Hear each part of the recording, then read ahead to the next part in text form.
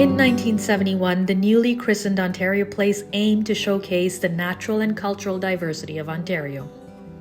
The goal was to create a welcoming space where visitors could explore and appreciate the rich heritage of a region that spans from the lowlands of the Hudson's Bay to the shores of Lake Erie. With the decision to remodel the space previously used as Ontario Place's administrative parking lot, landscape architect Walther Kehm and his team at Land Inc. were tasked with creating a space that would transform the park into a vibrant public green space and waterfront destination along Toronto's shoreline. With just about 8 acres of land to work with, the team was inspired by Ontario's natural materials, landscapes, and native species to create a connection to nature and green space, embodying the essence of Ontario's natural beauty and cultural richness.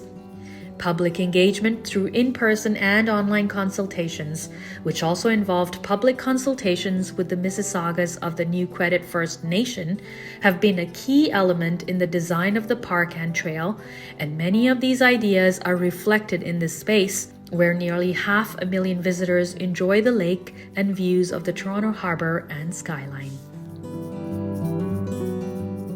I'm Walther Kehm. I'm a senior landscape architect with Land Inc. and I'm one of the principal designers of this park, Trillium Park. I grew up in New York City and I saw trees growing out of expansion joints. I saw grasses in the middle of a road. So I developed a passion for understanding how nature grows and works in cities. So here we have a concrete jungle. How do we introduce nature into the city? Now imagine, where we are right now was 8 acres of flat parking lot. So look at this view. The best views of the city of Toronto, a parking lot.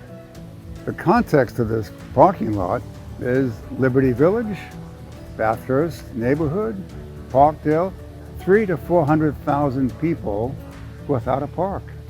So the design opportunities then were to create a place, a forested place, a place of landscape for people to recreate, restore mental health, physical health, spiritual health.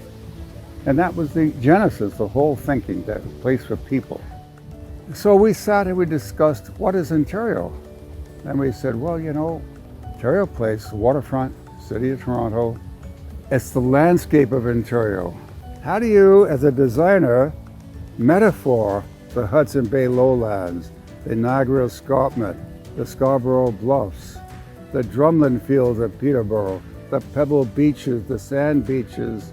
We said, hey, we could do a lot with landform. And then we started to think of Precambrian shield. Oh, how about rocks and boulders? This is to be an exploratory landscape for people, old and young. Designing the boulder wall was all about, with different levels, people exploring, testing their hand-eye coordination, helping each other. It's amazing to me to see parents with 2- and 3-year-old children helping them climb. When we had the public meetings, there was a particular lady named Carolyn King. She was the chief of the Mississauga, the Credit First Nation. She said, my name is Carolyn King, and I'm here to talk about how our First Nations are interested in this park. Symbolically, it talks about our connection to the earth, the sky, the water, the birds, the fish, and human life, Mother Earth. She said, I started a project called the Moccasin Identifier. She had this vision of the moccasin of people walking the land. And I said, why don't we carve the granite into those stones like people walking to the water or walking back from the water? It was a wonderful blending of technology with spirituality, the First Nations. But that was only the beginning, because then we talked about ceremony.